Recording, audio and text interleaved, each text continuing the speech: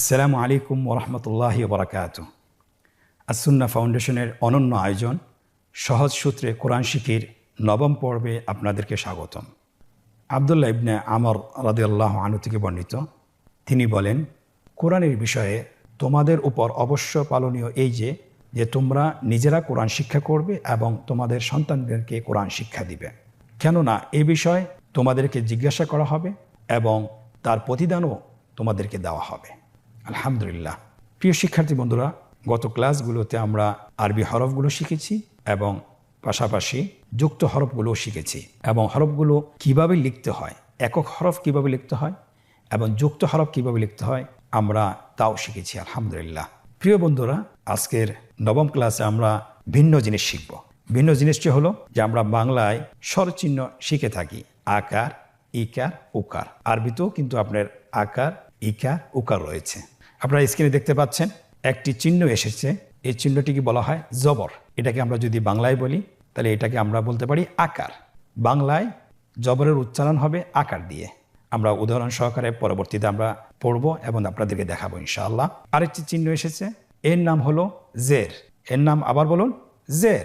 আপনারা দেখতে পাচ্ছেন আরেকটি চিহ্ন এসেছে, এর নাম হলো পেশ। এর নাম কি? পেশ। প্রথম চিহ্নটি আমরা বলেছিলাম যে বাংলায় এর উচ্চারণ হবে আকার। দ্বিতীয় চিহ্ন জের, এর বাংলা উচ্চারণ কি হবে? ইকার। এবং লাস্ট চিহ্ন সেটার নাম হলো পেশ, বাংলায় এর উচ্চারণ হবে উকার। তাহলে আমরা যদি বাংলার সাথে মিলিয়ে যদি আমরা পড়ি তাহলে আমাদের জন্য সহজ হবে ইনশাআল্লাহ। তাহলে আমরা হরফগুলো চিনেছি। আমরা জানি যে হরফের উপরে সবসময় জবর বসে আর হরফের নিচে জের বসে এবং হরফের উপরে পেশ বসে। দুইটা চিহ্ন হরফের উপরে বসে এবং আরেকটি চিহ্ন হরফের নিচে বসে। তাহলে এই তিনটি চিহ্নকে বলা হয় হরকত। জবর, জের, পেশ। বাংলায় আকার, ইকার, উকার। খুব সহজ না? আলহামদুলিল্লাহ। এই তিনটি চিহ্নকে বলে হরকত। আমরা জানি যে হরকতের উচ্চারণ একটু তাড়াতাড়ি করতে হয়। হরকতের উচ্চারণ একটু তাড়াতাড়ি করতে হয়। এখন উদাহরণ সহকারে পড়ব। আগে একরকম উচ্চারণ ছিল, এখন জবর, জের, পেশ দেওয়ার পরে আরেক ধরনের একটা উচ্চারণ হবে, আরেক ধরনের সাউন্ড হবে।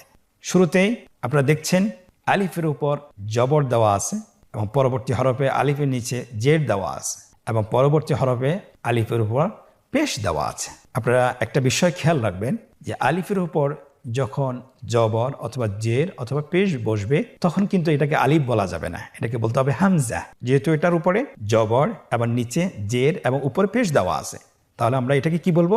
হামজা। তাহলে আমরা হামজা বলেই আমরা শুরু করছি। হামজা জবর আ, হামজা জের ই, আ ই। হামজা পেশ উ, আ ই উ। আবার বলুন, আ ই উ। আলহামদুলিল্লাহ, কত সহজ। পরবর্তী হরফ বা। বা জবর বা, বা জের বি, বাবি। বা পেশ বু, বাবি বু, বাবি বু। আলহামদুলিল্লাহ। যে হরকত বিশিষ্ট হরফের লিখন রূপ, হরফগুলো কিভাবে লিখবেন স্ক্রিনে দেখুন। উপর থেকে একটু নিচে বাঁকা করে এটা রেখাটা টান দিতে হবে, তাহলে এটা জবর হয়ে যাবে। জের সেম, দেখতে একই রকম, একটার অবস্থান হলো উপরে আর জেরের অবস্থান হলো নিচে। আর পেশটি জবরের উপরের মাথাটি গোল করে দিলেই পেশ হয়ে যাবে। তাহলে আশা করি খুব সহজ। আপনারা স্ক্রিনে দেখতে পাচ্ছেন হামজার উপর জবর এবং হামজার নিচে জেড এবং হামজার উপর পেশ দিয়ে হরফটি লেখা সম্পন্ন হয়েছে। আলহামদুলিল্লাহ। পরবর্তী হরফ বা, বায়ের উপর জবর এবং নিচে জেড এবং উপরে পেশ দিয়ে 3 হরকত বিশিষ্ট একটি হরফ লেখা হয়েছে এবং এর নিচে যুক্ত হরফ সহকারে লেখা হয়েছে। আপনারা দেখতে পাচ্ছেন যুক্ত হরফ সহকারে, একটা হলো এককভাবে লেখা, আরেকটা হলো যুক্ত অক্ষরের উপর লেখা। দুইটি আমরা আপনাদেরকে লিখে দেখিয়েছি, আপনারা ইনশাআল্লাহ চেষ্টা করবেন। এখন আমরা শুরু করব হরকতওয়ালা তৃতীয় হরফ। তৃতীয় হরফটি হলো তা। স্ক্রিনে লক্ষ্য করুন, তা জবর তা, তা জের তি, তাতি। তা পেশ তু, তাতি তু।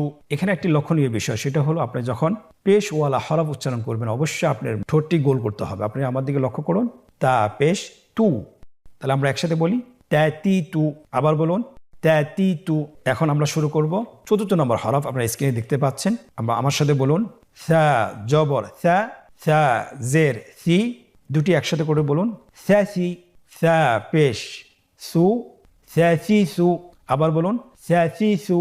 আলহামদুলিল্লাহ। এখন আমরা শুরু করব তা এবং সা হরফটি হরকত সহকারে কীভাবে লিখতে হয়। আপনারা স্ক্রিনে দেখতে পাচ্ছেন, তায়ের উপর জবর বসানো হচ্ছে, তায়ের নিচে জের লেখা হচ্ছে এবং তায়ের উপর পেশ লেখা হয়েছে। একটি বিষয় লক্ষ্য রাখতে হবে, আগে কিন্তু হরকত লেখা যাবে না। আপনাকে শুরু করতে হবে, আগে হরফ লিখতে হবে, এরপরে হরকতের চিহ্নগুলো বসাতে হবে। স্ক্রিনে লক্ষ্য করুন চতুর্থ হরফটি কিভাবে লেখা হয়। থায়ের উপর জবর বসানো হয়েছে, থায়ের নিচে জের বসানো হয়েছে এবং থায়ের উপর পেশ বসানো হয়েছে। আলহামদুলিল্লাহ, লেখাটা কত সহজ। এবং থা হরফটি যখন যুক্ত হয়ে আসবে, কিভাবে এই হরফগুলোর উপরে জবর জের বসাবেন আপনারা স্ক্রিনে দেখতে পাচ্ছেন। আলহামদুলিল্লাহ, এটাও লেখা সম্পন্ন হয়েছে। আজকের দার্সের পঞ্চম হরফ আপনারা স্ক্রিনে দেখতে পাচ্ছেন। আপনারা আমার সাথে বলুন, জিম জবর জা, জিম জের জি। একসাথে বলুন, জি। আবার বলুন, জি। পরবর্তী হরফ জিম পেশ জু, জিম পেশ জু, জি জু, জি জু। পরবর্তী হরফ হা। আমরা জানি হার উচ্চারণ কোথা থেকে হয়, কণ্ঠনালীর মধ্যখান হতে। আমরা এখন হরকত সহকারে পড়ব। আমার সাথে বলুন, হা জবর হা, হা জের হি, হা জের হি, হা হি। আবার বলুন, হা হি। এই দুটো চোয়াল একটু প্রশস্ত করে বলতে হবে। হা হি, হা পেশ হু। তিনোটা একসাথে বলুন, হা হি হু। আবার চেষ্টা করুন, হা হি হু। আলহামদুলিল্লাহ। জিম এবং হা কিভাবে লিখতে হয় আপনারা পূর্বের লেসনগুলোতে শিখেছেন। এরপর আপনারা স্ক্রিনে লক্ষ্য করুন। আপনারা দেখছেন জিমের উপর জবর লেখা হয়েছে, জিমের নিচে জের বসানো হয়েছে এবং জিমের উপর পেশ বসানো হয়েছে। এরপরে দেখুন হা অক্ষরটি কিভাবে হরকত সহকারে লেখা হয়। হা, হা জের হি, হা পেশ হু। আলহামদুলিল্লাহ, এটাও লেখা হয়েছে। জিম এবং হা হরফটি যখন যুক্ত হয়ে আসবে, এটার উপর আপনি কিভাবে হরকতের চিহ্নগুলো বসাবেন লক্ষ্য করুন। হা হি হু, জা জি জু। কতই না সহজ। আলহামদুলিল্লাহ, আল্লাহ তাআলা আমাদেরকে আরও সহজ করে দিন। প্রিয় শিক্ষার্থী বন্ধুরা, আজকের লেসনের আজকের পাঠের পরবর্তী অক্ষর খ। আপনারা আমার সাথে বলুন, খ জবর খ, খ জের খি, খ খি, খ খি, খ পেশ খু, খ খি খু। এখানে কিন্তু আমরা অনেকেই ভুল করে থাকি। সেটা হলো আমরা বলে থাকি খ জবর খা। না, এটা ভুল। সঠিকটি হলো খ জবর খ, খ জবর খ, খ জের খি, খ পেশ খু, খ খি খু। আলহামদুলিল্লাহ, আজকের পাঠের পরবর্তী অক্ষর দাল এবং দাল। আজকে আমরা হরকত দিয়ে শিখব। স্ক্রিনে লক্ষ্য করুন, দাল জবর দা, দাল জের দি, দাদি। আবার বলুন, দাদি। দাল পেশ দু, দাদি দু। সহজ না? আলহামদুলিল্লাহ। আবার বলুন, দাদি দু। পরবর্তী অক্ষর দাল, দাল জবর দা, দাল জের দি, দাদি, দাদি। দাল পেশ জু, দাদি জু। আবার বলুন, দাদি জু। আলহামদুলিল্লাহ, আমরা হরকত সহকারে দাল এবং দাল হরফটি শিখলাম। আপনারা স্ক্রিন দিকে লক্ষ্য করুন। আমরা এখন দাল এবং দাল হরফটি কিভাবে হরকত সহকারে লিখতে হয় সেটা আমরা এখন শিখব। স্ক্রিনে লক্ষ্য করুন, দাল হরফটি জবর সহকারে লেখা হয়েছে, দাল হরফটি জের সহকারে লেখা হয়েছে, দাল হরফটি পেশ সহকারে লেখা হয়েছে। একইভাবে আপনারা দাল হরফটিও জবর জের পেশ সহকারে লিখে ফেলুন। স্ক্রিনে দেখুন লেখা সম্পন্ন হয়েছে। আলহামদুলিল্লাহ, আপনারা দেখতে পাচ্ছেন যুক্ত দাল এবং যুক্ত দাল হরফটি হরকত সহকারে লেখা সম্পন্ন হয়েছে। আলহামদুলিল্লাহ। সম্মানিত ভাই বোনেরা, আলহামদুলিল্লাহ, স্বল্প সময়ে আমরা আলিফ থেকে দাল পর্যন্ত হরফগুলো হরকত সহকারে শিখেছি। এখন আপনারা স্ক্রিন দিকে লক্ষ্য করুন। আমাদের সামনে দুইটি হরফ এসেছে, র এবং জা। এই দুটি হরফও আমরা হরকত সহকারে শিখব। আপনারা আমার সাথে বলুন, র জবর র, র জের রি, র রি, র পেশ রু, র রি রু। আবার বলুন, র রি রু। পরবর্তী অক্ষর জা। জাস্ট র এর উপর একটি ফোঁটা বসিয়ে দিলে যা হয়ে যায়।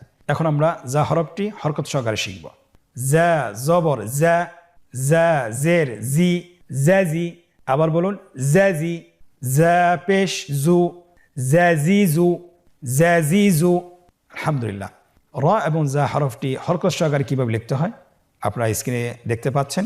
র হরফটি জবর জের পেশ সহকারে লেখা হয়েছে, যা হরফটি জবর জের পেশ সহকারে লেখা হয়েছে।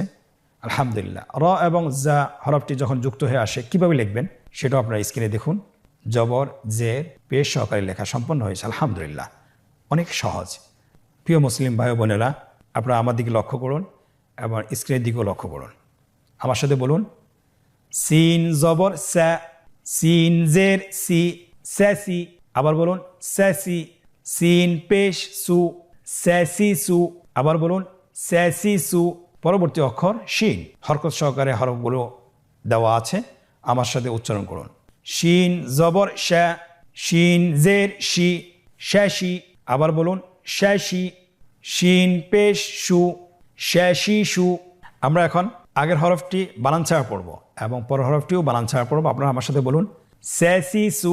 পরের হরফটি বলুন শ্যাশি সু। এখন আমরা শিখব এই সিন এবং শিন হরফ দুইটি কিভাবে লিখতে হয়। আপনারা স্ক্রিনে লক্ষ্য করুন।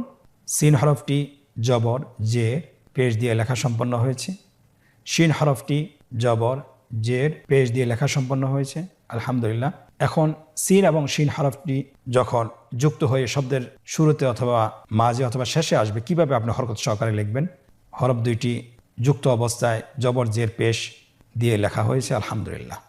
প্রিয় শিক্ষার্থী বন্ধুরা, আপনারা স্ক্রিনে দেখতে পাচ্ছেন দুইটি হরফ এসেছে, একটি হলো সদ আর একটি হরফ হলো দত। দুইটি হরফ হরকত সহকারে এসেছে। আমরা এখন বানান করব। সদ জবর স, সদ জের সি, সি। সদ পেশ সু, সি সু। এখানেও আমাদের একটা জিনিস খেয়াল রাখতে হবে, হরফটি যেহেতু মোটা অক্ষর, এই হরফটি সা বলা যাবে না, স বলতে হবে, একটু মোটা করে বলতে হবে। স, সি সু। পরের হরফটিও মোটা অক্ষর।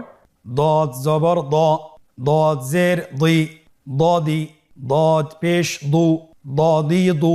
এখন আমরা বানান ছাড়া বলবো সি সু, দি দু। আলহামদুলিল্লাহ, সদ এবং দদ হরকত সহকারে আমরা শিখলাম।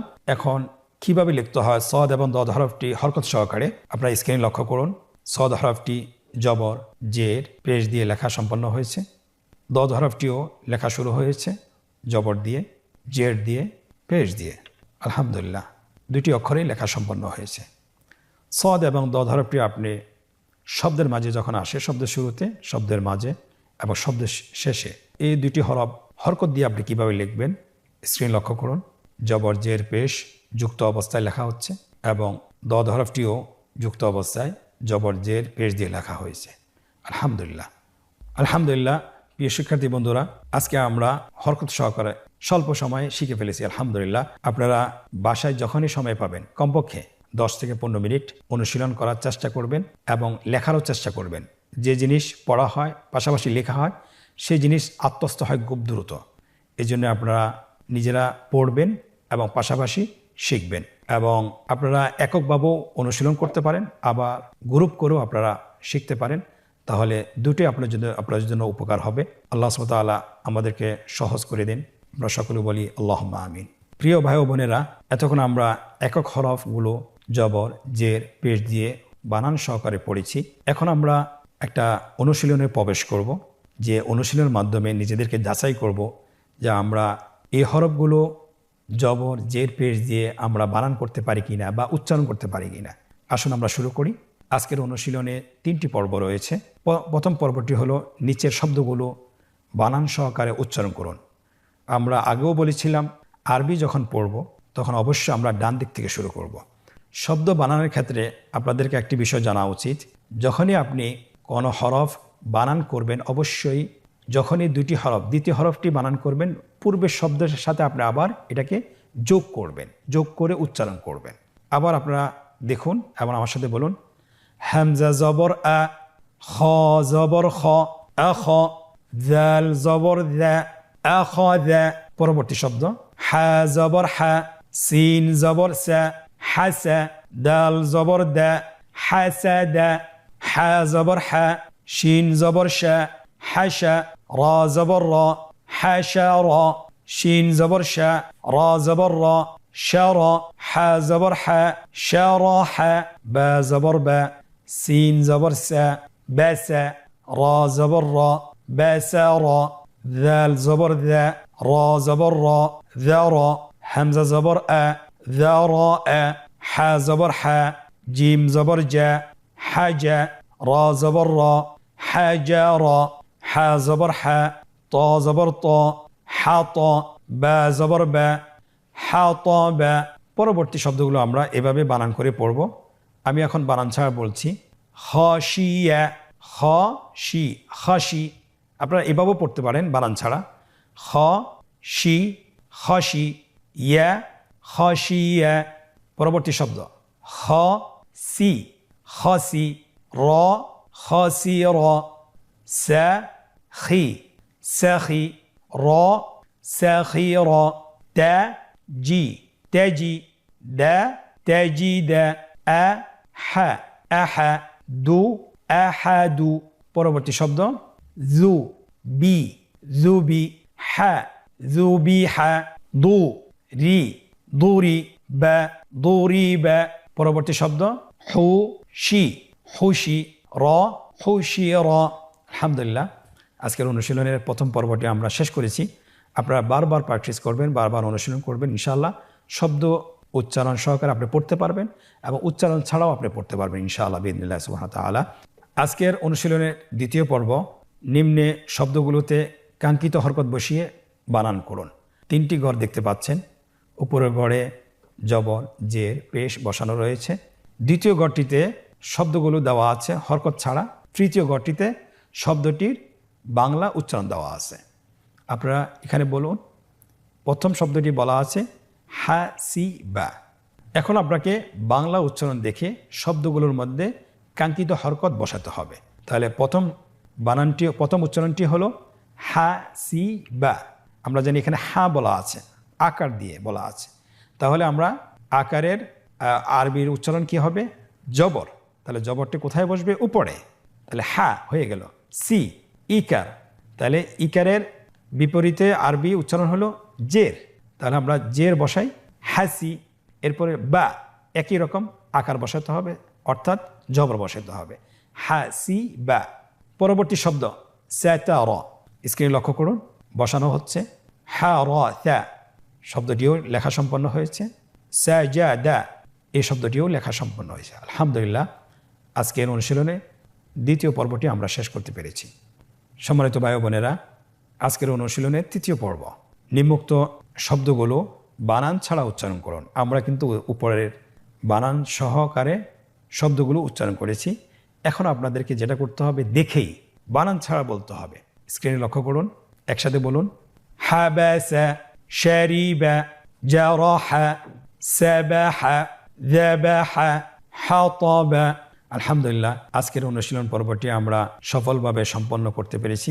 আপনারা যারা আমাদেরকে দেখছেন, আমাদের সাথে পড়ছেন, ধারাবাহিকভাবে আমাদের ভিডিওগুলো ফলো করছেন, আপনাদেরকে একই কথা বারবার বলি যে আপনারা পাঠগুলো অবশ্যই বাসায় এককভাবে হোক অথবা গ্রুপ করে হোক আপনারা অনুশীলন করবেন। অনুশীলন করলে আপনাদের জন্য সহজ হয়ে যাবে। এখন কিন্তু আমরা আলহামদুলিল্লাহ কোরআনের যে কোনো শব্দ অথবা আরবির যে কোনো শব্দ বানান সহকারে আমরা পড়তে পারবো। আমরা এই পাঠটি যদি আমরা শেষ করতে পারি, হরকতের পাঠটি, তাহলে আমরা পুরোপুরি যে কোনো শব্দ বানান করতে পারবো। আল্লাহ তাআলা আমাদেরকে সহজ করে দেন। ওমা তৌফিক ইল্লা বিল্লাহ। আজকের পর্ব থেকে এখানেই বিদায় নিচ্ছি। জাযাকুমুল্লাহ খায়র। আসসালামু আলাইকুম ওয়া রাহমাতুল্লাহি ওয়া বারাকাতুহু।